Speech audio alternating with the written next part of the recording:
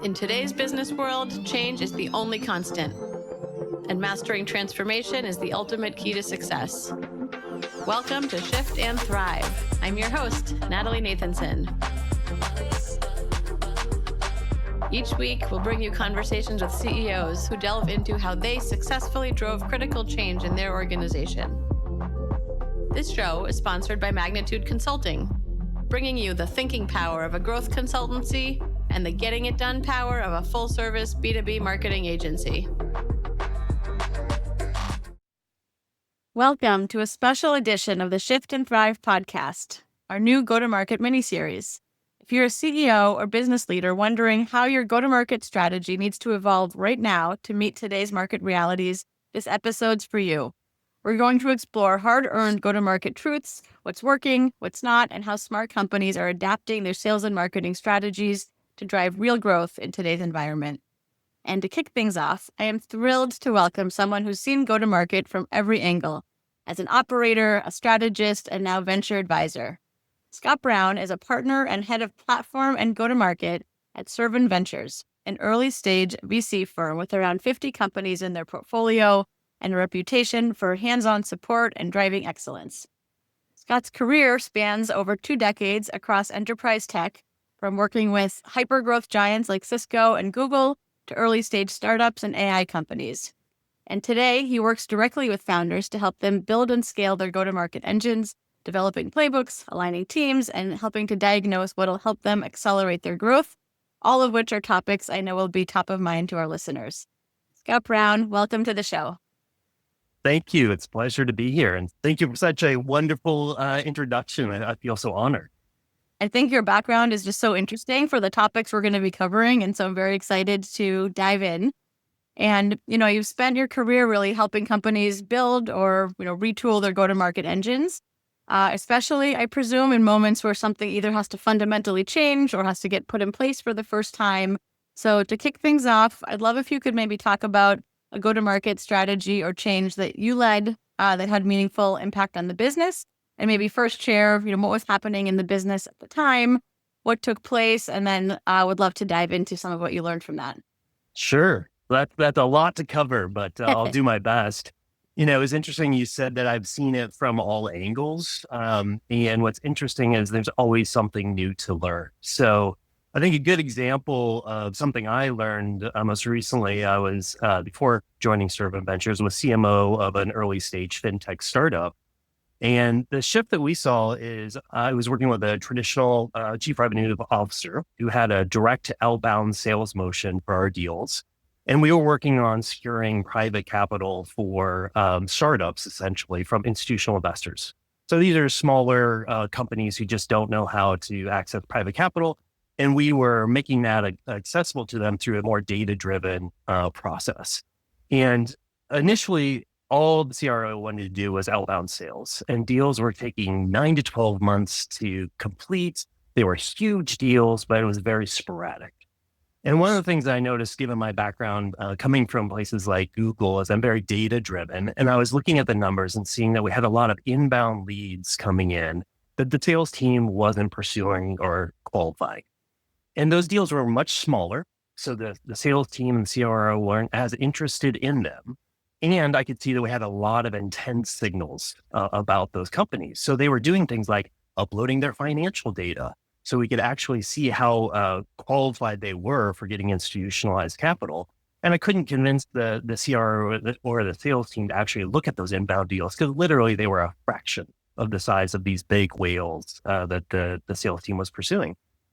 Ultimately, through the data, I convinced the CEO and the CRO to give me a struggling AE who I think they were getting ready to put on a PIP and exit out of the organization to have them focus just on these inbound deals. And lo and behold, we saw tremendous kind of progress on those because these are people who are looking for data or looking for financing. We had data about them. They were highly qualified. And so yes, they were a fraction of the size of our typical deal, but they were closing in weeks, not months. And ultimately, over probably about 9 months, that's led us to shift the entire go-to-market motion from primarily a direct outbound to an inbound product-led growth and kind of channel partner strategy. And again, it was all kind of proven out through the data and created more of a high velocity sales motion than kind of the whale motion that we had before. Yeah, it sounds like a really kind of major shift for the business. And I know you talked about kind of data as kind of the key signal that Mhm. started you down that path. Were there other things that you were thinking about as you were making that decision? Did you have any concerns about kind of, was this the right move? What else was going on for you in that early You stage? hopefully always have concerns, right? Because you're always kind of trying to read the tea leaves and try to figure out with an imperfect view on what's happening, what your best path is. So for me, and I think for the rest of the team, it was really around a test and iterate model. Like, let's come up with a hypothesis. Let's see what's happening. Let's run a rational, controlled experiment to see if we get the results we expected, right? And then if that plays out, okay, great, let's add a little bit more. And at a certain point, you can't just keep doing experiments. And then it was, okay, we're going to go all in on this. And interestingly enough, in this situation, that was a situation that the CRO, the existing CRO, didn't really want to be part of, and so they ended up exiting. And we brought in a new CRO who is a little bit more focused on all the different lead sources and the ability to kind of manage a portfolio versus a single go-to-market motion. And that's when things really started to accelerate for the business. Yeah, I'd imagine that was a much more complex, go to market to manage between those different elements. Can you talk about what went into the kind of product led growth component? What were some of those early building blocks to put in place? Yeah. So we were lucky enough that our whole product or offering revolved around startups and small businesses uploading their financial and customer data into our system, where we could then go through and kind of analyze and standardize all the information, essentially give them like almost like a credit score. Hmm. But it was more for an investability, how investable the company was. So we had all that in the back end, and that was our core product. What we really did in conjunction with product was exposing some of that and making it easier for these companies to put bite-sized amounts of information in. So actually one of the first PLG kind of things we implemented was a simple kind of cost of equity calculator where people could go in and put in 4 or 5 data points and get a sense of what could I raise, right? So it started the conversation with them where they didn't have to go and upload everything and do all this work, but we could begin to answer small questions that led them to the final answer. And it also, frankly, then gave us some insight on, is this a qualified company or not? And that helped us with our lead scoring and prioritization then. Yeah, I think things like that can be so helpful. I even think like more on the demand gen side, like ROI calculators and different things like that, which, take longer to create than let's say, a downloadable white paper or ebook or something like that, but they can drive such a good engagement. Mhm. And to your point, like also some of that early qualification that you're hitting multiple birds with one stone with those kinds of thinking. Yeah. I mean, one of my personal philosophies is really the focus of marketing should be around creating a conversation or a dialogue with that customer, right? And so those kinds of tools or calculators are great give and get models where you're providing some value to them. It's not just like a static ebook or white paper or something that does have value, but you're creating a conversation, a back and forth where in our instance, when the company provided some initial information, we could say, oh, looks like you might be qualified for these types of financing vehicles. Do you know anything about venture debt, venture capital, and you kind of list out all the different financing vehicles for them because inevitably these folks are like, no, I had no idea there were all these options. Can you tell me more? Well, sure. Like now here's your ebook, or would you like to talk to a salesperson to learn more? So I really think it's how do you create those touch points that have the back and forth with the customer? Yeah, yeah. Well, and I'm glad you brought up that kind of the dialogue and the conversation that needs to happen. And I think there's been a lot of conversations, not too new, but about ungating content and how much do you ungate, and how do you drive those kinds of genuine interactions and right, like the true like inbound philosophy. Right. But I know it can feel scary for folks to say, okay, well, if we're not going to get our leads from, our white papers what's going to happen. Yeah. But, I've been guilty of that too, though I've come around. Um, I'm just hoping you don't ask me for an answer to this question, because I think this is a really tough one. And I think it's unique for every company to try to assess. But I think this is where, marketers, CEOs, salespeople really need to sit down and look at the holistic customer journey and really figure out, like, what assets or conversations do I need to have with somebody on that kind of multi-stage process to getting to a sale. And I think in general, the more that you can ungate things earlier in the process, so that you reduce the friction of people learning more, engaging that dialogue, seeing if this really like meets their needs. mhm. Because at some point you need them to raise their hand and say, yeah, go ahead and call me, or I'd like to talk to somebody. And I think that that's, you still have to gate that at some point, but it's like figuring out in your journey where that's most appropriate. Right, right. Yeah, I would agree. Like, it really does have to be a business decision, kind of weighing out the different benefits, like the different places to use it. And then if you are looking at some of those things that drive in a greater, more authentic engagement, like be in a position to back it up, right? So Right. you offer a consultation following, let's say, some of that data that you were talking about. You need to have the right people then available, willing to do that, and no kind of bait and switch type of approaches. Yeah. Yeah. Well, and you're always going to have that conversation with the sales lead, because there's kind of a natural tension, again, depending on your sales motion. But in my last company, the salespeople didn't want to deal with or look at any leads that we didn't have all the information about a person or a company. And that just introduces too much friction early on. Right. And so that's actually part of the thinking that led to more of this PLG motion. And it's like, okay, well, if you need more information to feel comfortable about reaching out to this person, how can we collect a bit more, again, directionally, that says, oh, this is actually qualified, right? So again, looking at the broader journey, because I think it's far too easy for sales, marketing, and many times customer success on the post-transaction side to operate in their silo and know, okay, I've got these checklists and these to-do items, and they don't think more broadly, okay, what does the customer need to hear and do at any certain point? Yeah, yeah, for sure. Well, and I'm glad you brought up customer success, because in our last conversation you kind of brought that up, and in a way that really stood out to me is how few early stage companies really like build their go to market with kind of retained revenue as a component. So wanted to ask you, what have you experienced there, and kind of why do you think that that disconnect exists? I really don't have a great answer for you. It's the discussion that we had really came apparent to me as I was helping some of our portfolio companies with their annual planning this year. And what I noticed is there was a lot of focus and a lot of certainty and clarity around the sales and marketing process, essentially the acquisition side of revenue. But people tended to not include in their annual planning, or just kind of quickly, enter a one-liner about what they were going to do from the expansion and retention side.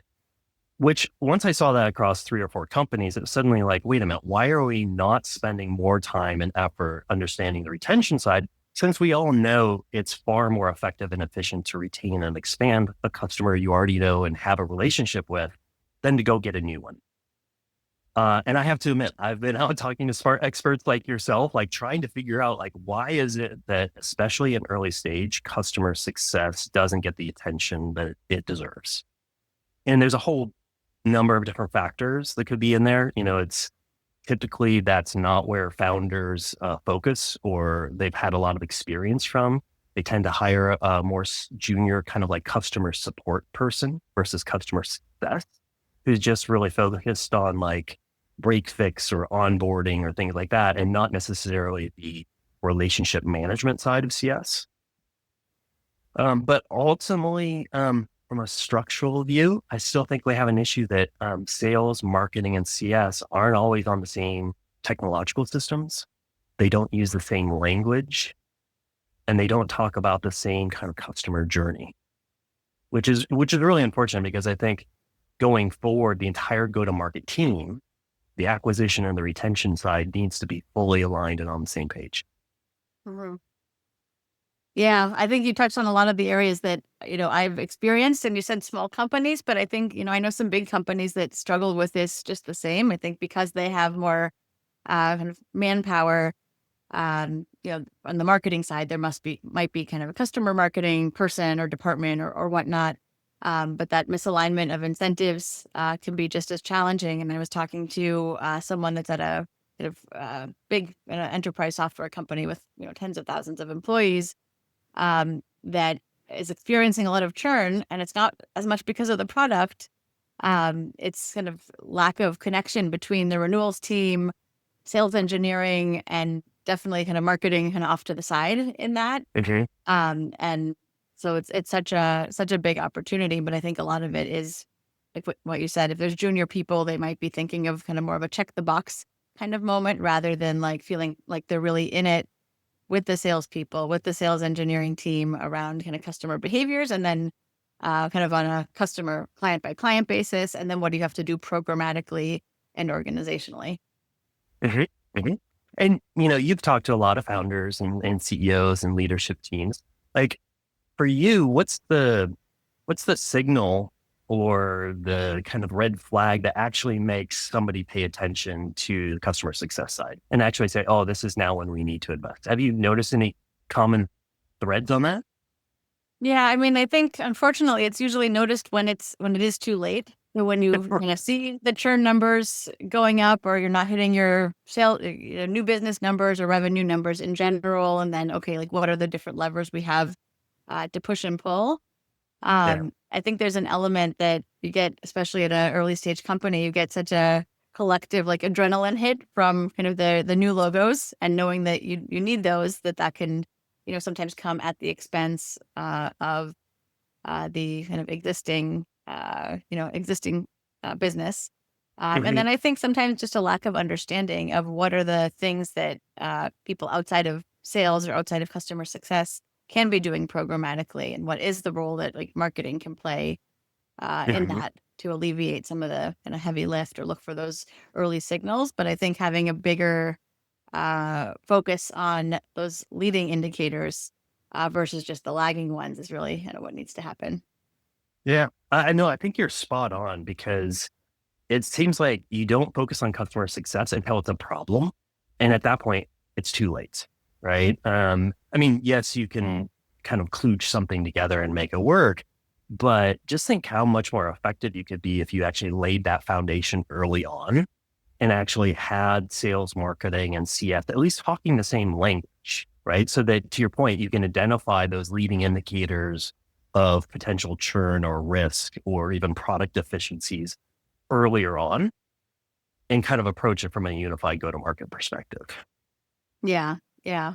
I will say we have one client that's done a phenomenal job with this. It's a Yeah. services-based business, so not a SaaS company, but they really invested in making sure that sales, marketing, and customer success were all kind of under the same umbrella, all working towards the same goals. And it's a small team, so it's easier to do. Right. But really, like, have felt that benefit of everyone rowing in the same direction, which I think that comes from the leadership. So I attribute the CEO's kind of mindset and Mhm. like, how he has aligned everyone to the success there. Yeah, I think it's that evolution because I've been in large companies like the Cisco, Googles, and Facebooks of the world that had amazing customer success teams. And I've been, most recently working with very early stage startups who don't even have somebody in that function. And it's that gap of somewhere in the middle, the light bulb goes off for somebody that like, we need to make this work. And I think the really successful ones are the ones who, again, approach it not just from we need the silo of customer success to work more efficiently. And they take that more broader, like customer view of how do we make the entire life cycle more valuable for our customers. Yes, yes, definitely.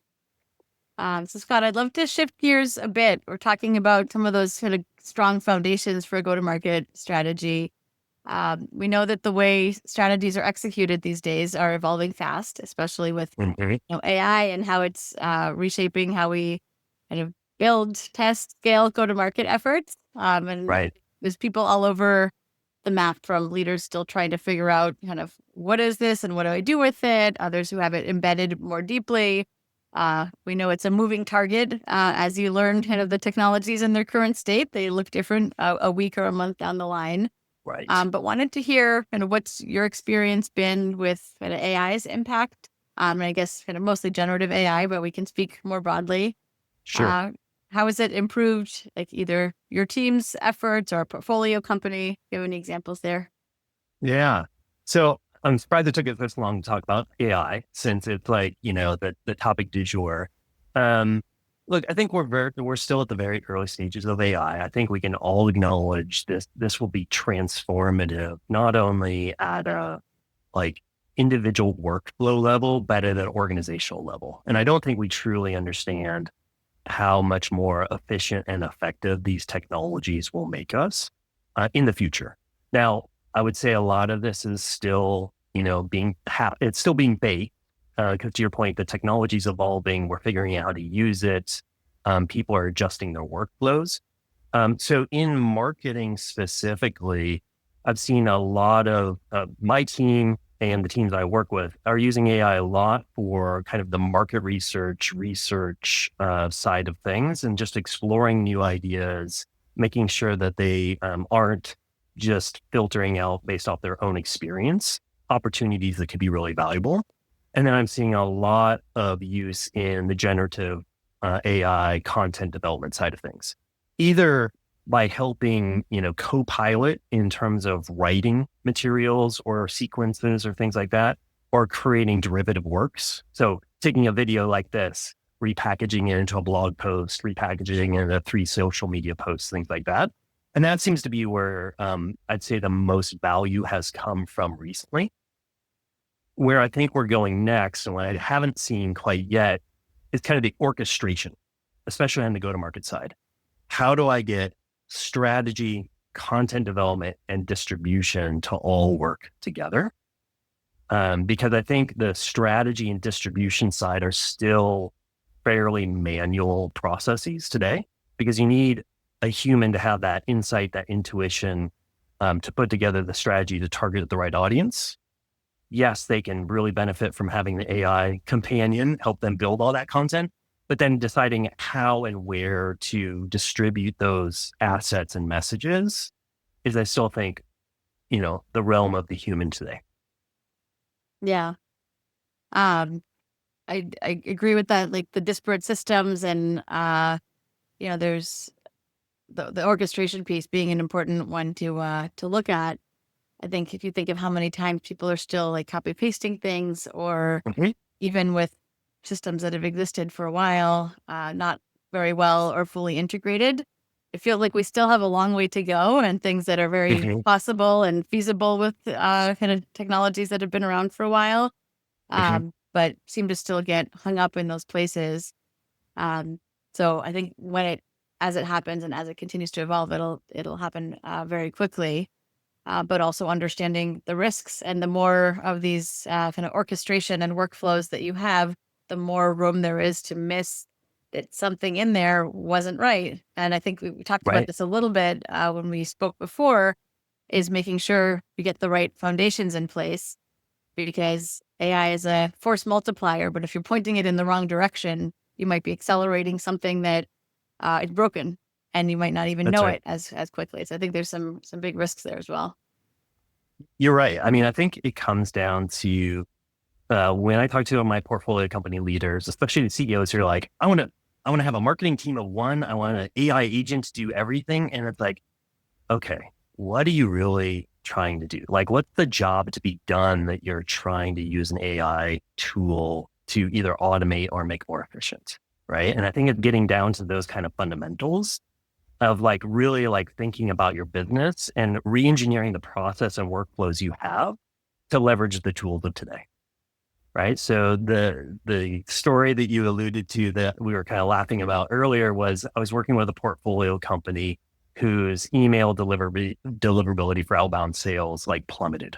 And they were going through all sorts of efforts trying to figure out why.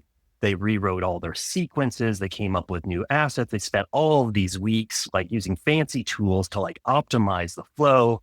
and they're doing all this. And something didn't seem right. So I just started following back the thread and found that at a basic level, somebody had screwed up the email authentication protocols on their DNS settings. Super basic stuff. But if you don't have those in place, all the big email providers will throw your email to spam and junk.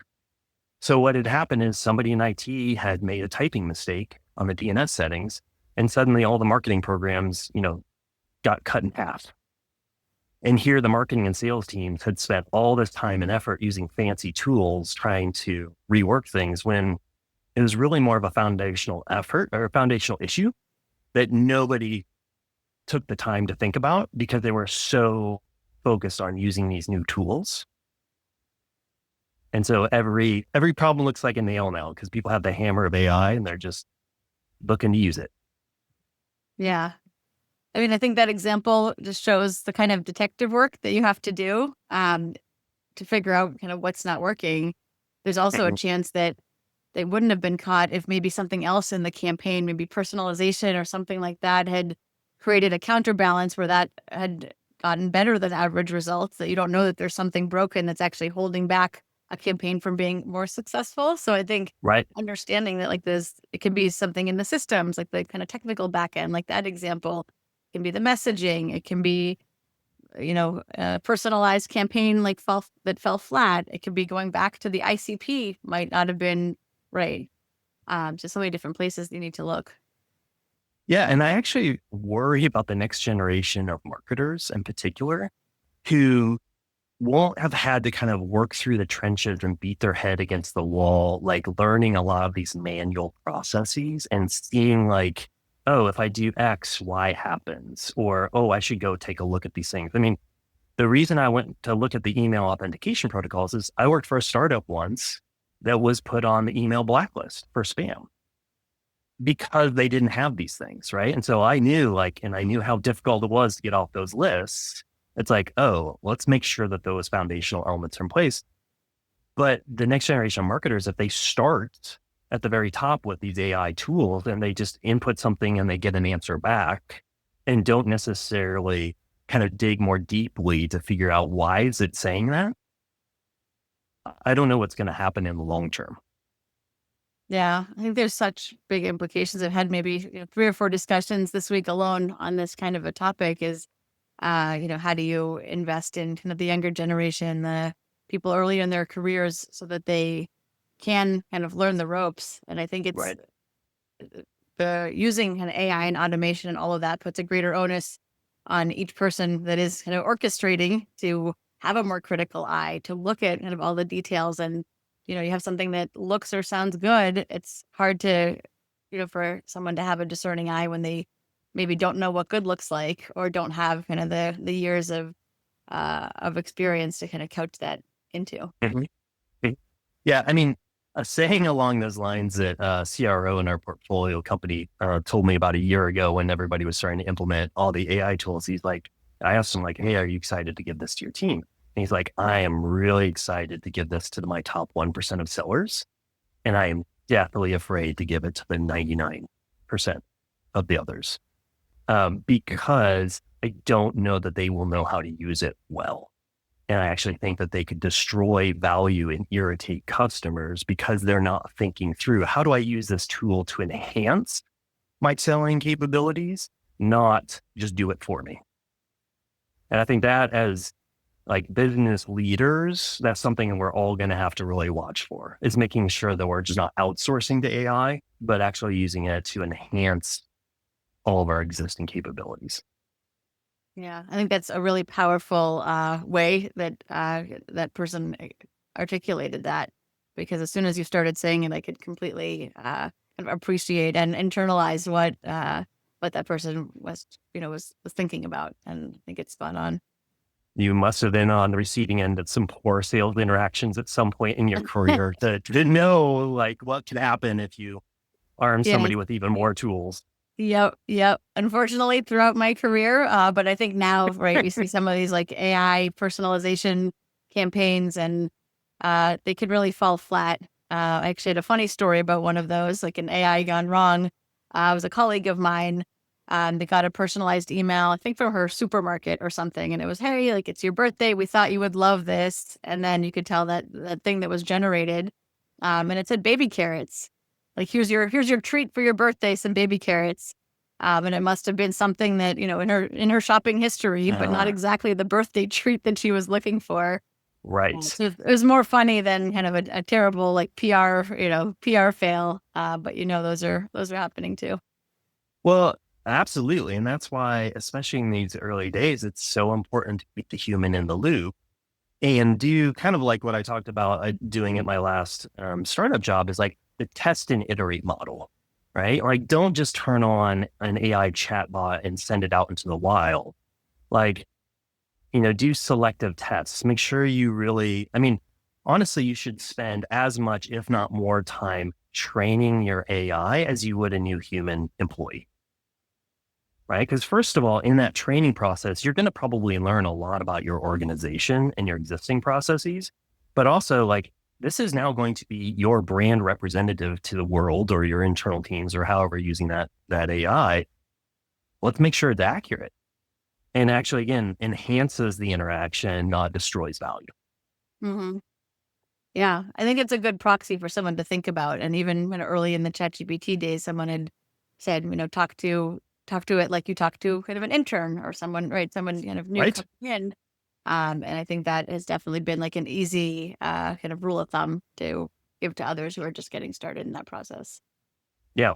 And then ultimately, once we get through this first phase, and, I kind of look at like the chief MarTech, I think chief MarTech officer report where they have the 20,000 different MarTech systems that are out in the market today. Like if you think about it, each one of those point solutions uses a slightly different data definition, workflow, like you name it, it's proprietary to them. So the distribution side is still really tough, right? Because it's taking a human to do that kind of intelligent copy and pasting into all those different systems. Ultimately, that's going to change in the long run, especially as AI agents become more fully functional and can like actually figure out what's going on. But until that point, you really need to have the human in the loop. Yeah. I'm curious, before I move off of the AI topic, I'm curious of your personal use. Is there something that, whether personal or business, that has been kind of most interesting or fun or kind of valuable to your own work?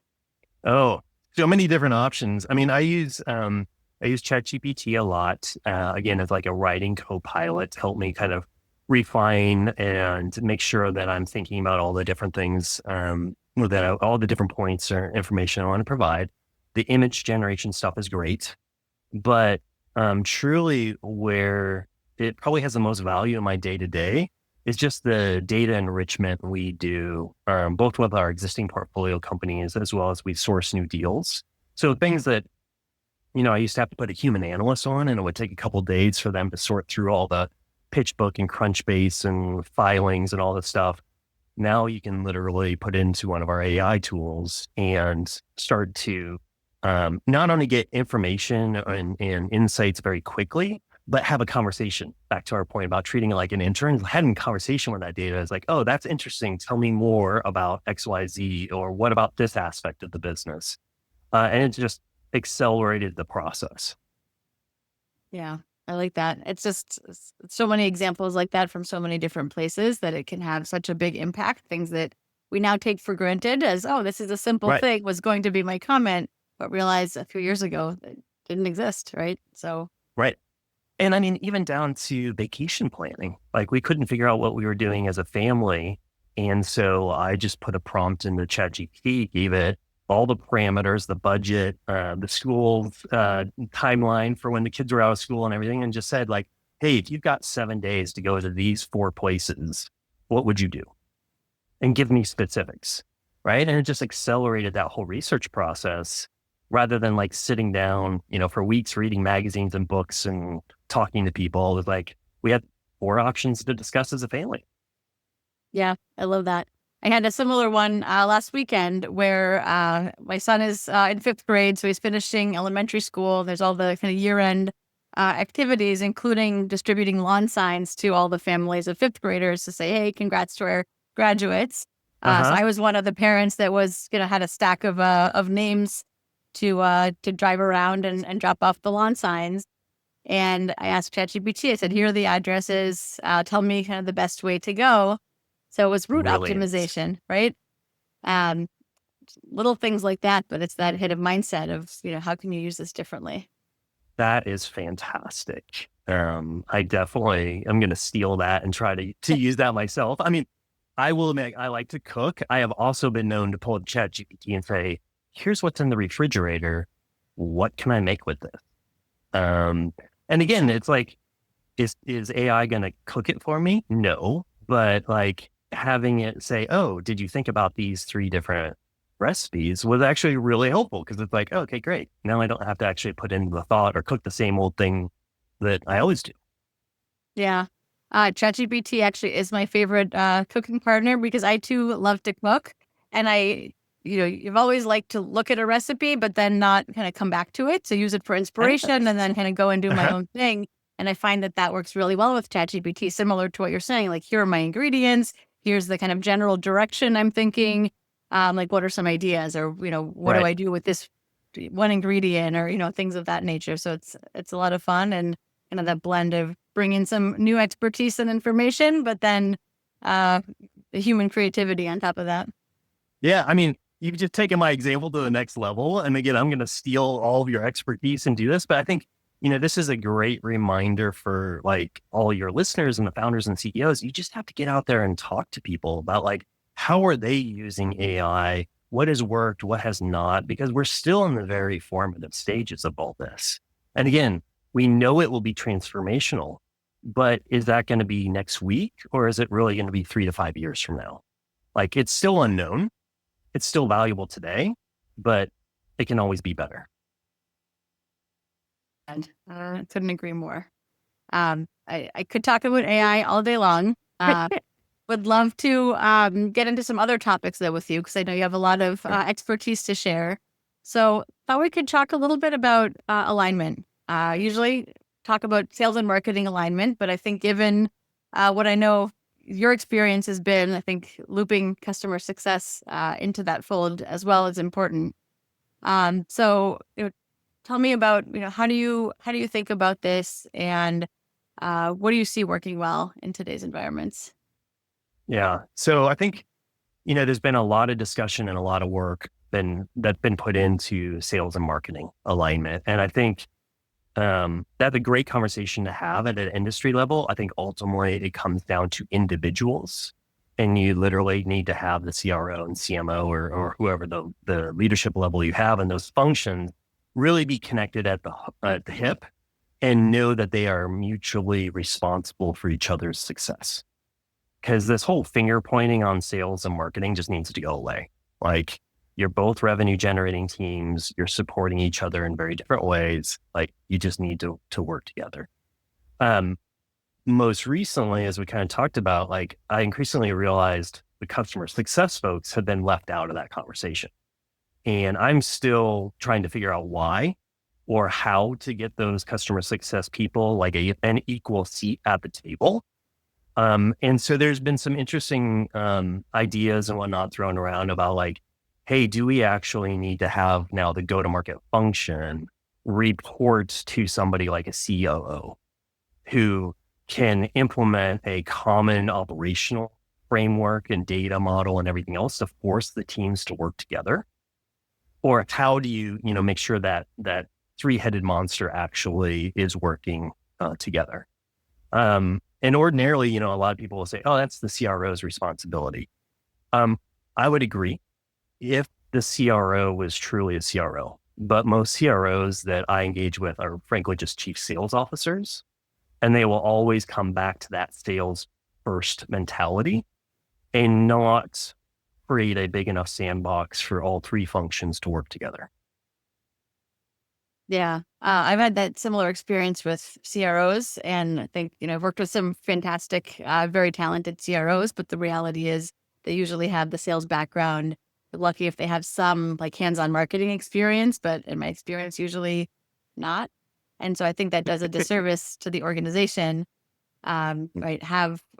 If it is a CRO, like have them own the revenue, but make sure that the narrative, the positioning, kind of some of those other strategic areas are kind of being led elsewhere. But I like your thinking around, is it kind of the COO or kind of a more objective, unbiased third party, so to speak, that's looking at that. Yeah. And I mean, there is a trend, or at least, a few data points out there where companies are appointing chief market officers, not marketing, the act of, but actually somebody who has to take that more holistic perspective across sales, marketing, and CS. Whatever the title is, ultimately, I think it comes down a lot to the organizational design and the individual who can, to your point, span all these different perspectives and do more portfolio management, right? Like, okay, if this is the entirety of the ecosystem, how much effort and investment do we need to put on the acquisition side of the pipeline versus the retention? And how do I, balance all of this to achieve the most efficient growth rather than having three different functions kind of operating a little bit in their own silos? Yeah. I think that chief market officer, getting my wheels turning a bit. I'm curious in what kind of environments you've seen that. Is it kind of smaller startups being creative and thinking of that from the start? Is it larger companies that have been through the pains of not having that alignment? Like, where are you seeing that? I don't know that there's enough data points that I've seen to really call a through line, but I think it's almost like the mid-sized growth companies. So call it your Series C and D later companies on the tech startup side where they're scaling rapidly. Kind of going back to your introduction, it's like they either need to retool what they've been doing to continue growing, or they need to build something completely new. And in that recognition that like we've got to do something differently, they've recognized the alignment across the functions is the critical gating factor for them. And that's why, they're appointing one person. Again, that title might be a chief revenue officer and really actually be revenue, not just sales. It could be chief marketing officer or market officer. And I think, in many ways, the title is less relevant than the role they play in the organization. Yeah. Curious, we've talked a little bit about this earlier. How do you know kind of when something's not working? Are there any kind of leading indicators you kind of think about or see companies reporting on that shows that kind of that alignment is breaking down? Or is it always kind of revenue's not where it needs to be, kind of it's kind of too late, but we're going to fix it anyways?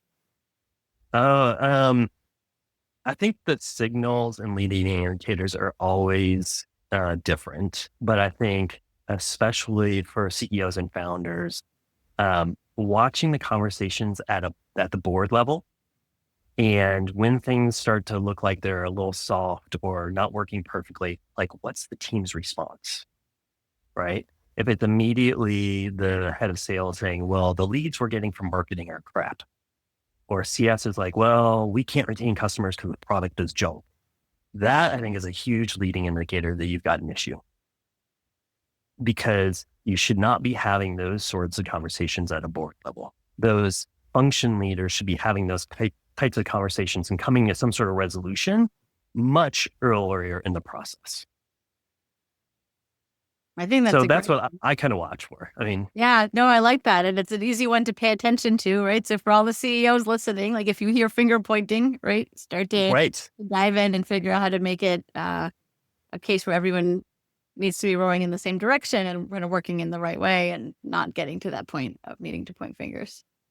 Well, and to your point, even if you don't hear it at the board meeting, if you've got your direct reports coming to you complaining about other functions, that's a clear signal to me. It's like, okay, well, either you need to go work it out with that individual, or we're going to have a collective meeting here and we're going to get to the source of this, right? And I'm a firm believer in bringing data to support that discussion. And again, you won't always have perfect data, but if it's just an opinion, that's not going to go very far, right? So if you say, oh, the leads are no good, well, show me why.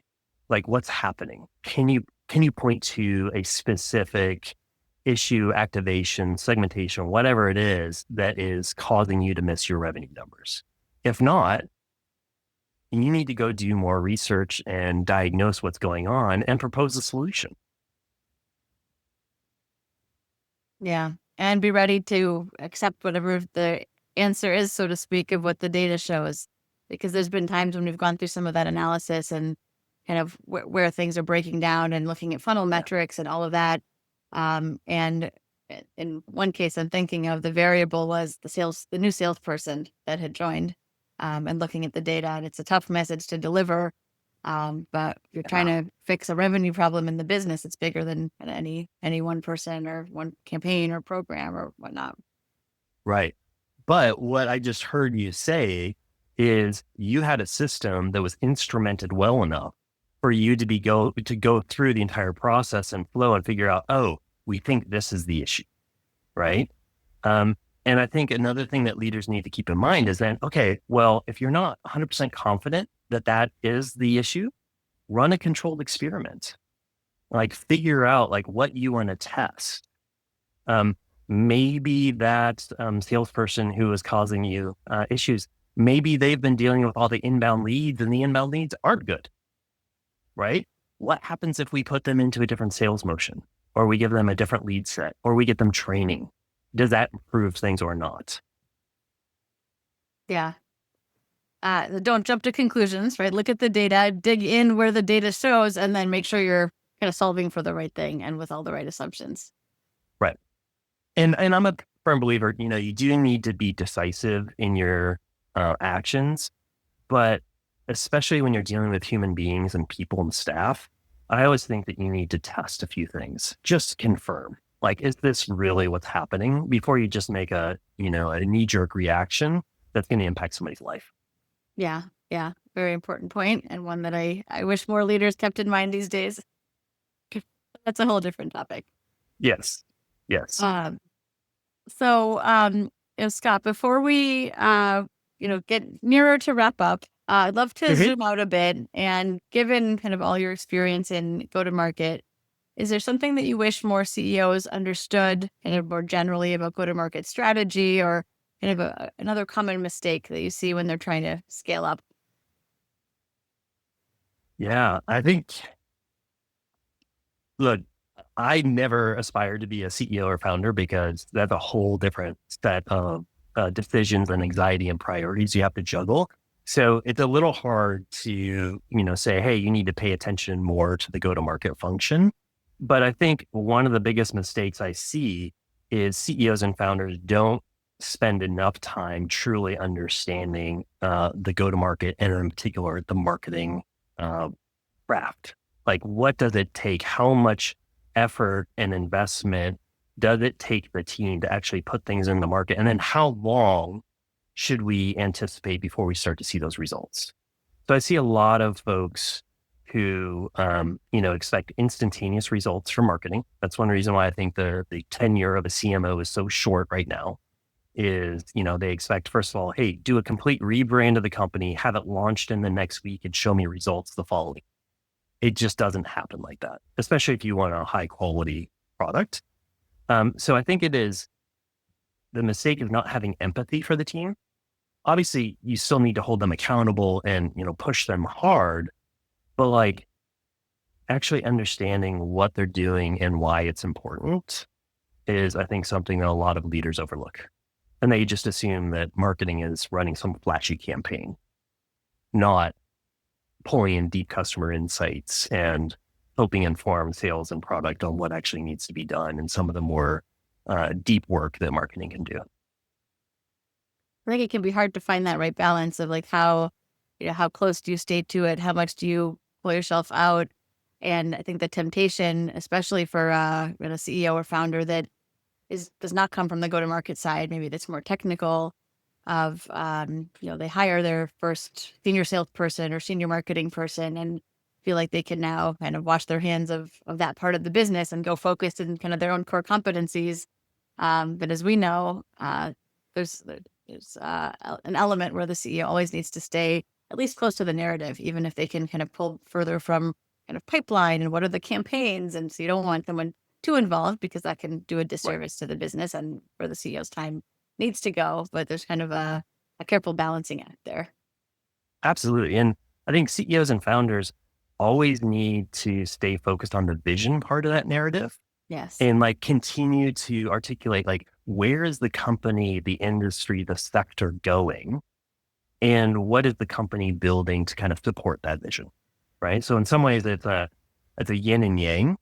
As a company grows and becomes more successful, I think the role of the CEO and founder becomes more visionary and team leadership and less on the tangible, tactical, tangible deliverables. And that's what the team needs to pick up, right? Because you as a founder can say things and have opinions that the company never could, right? Because as soon as the company says that, it's a brand promise to your customer base and to the market. And so you kind of need to be in conjunction, but having vision and reality like paired together. I think that's a really smart way to say it, very clear. So I think that'll be a great place for us to wrap, Scott. And as we do that, can you let our listeners know how they can reach you if they want to get in touch? Sure. Well, you can find me on LinkedIn. There's 1,000,001 Scott Browns, but I'm RS Brown 7 on LinkedIn. Or you can always reach me by email at scott@cervinventures.com. Perfect. Thank you. Well, this has been a really insightful and interesting conversation. So thank you. Likewise. Thank you so much. And thank you too to everyone listening. I know I loved hearing so much of what Scott shared with us and all the go-to-market discussions that we've had. So if today's episode gave you valuable insights, and I am sure that it did, please share this with a CEO, founder, or go-to-market leader in your network. These are the kinds of conversations that we know help us scale smarter, build stronger, and create more resilient go-to-market strategies. So thank you again, Scott. And this has been another fantastic conversation on Shift and Thrive on our Go-to-Market Miniseries. See you all next time. That's a wrap for this week's episode. For show notes and more, visit shiftandthrivepodcast.com. A special thank you to our sponsor, Magnitude Consulting, bringing you the thinking power of a growth consultancy and the getting it done power of a full-service marketing agency to help B2B companies fuel their growth. For more information on Magnitude and to get your complimentary transformation readiness assessment, visit magnitudeconsulting.com/getready. Thank you so much for listening. We'll see you next week.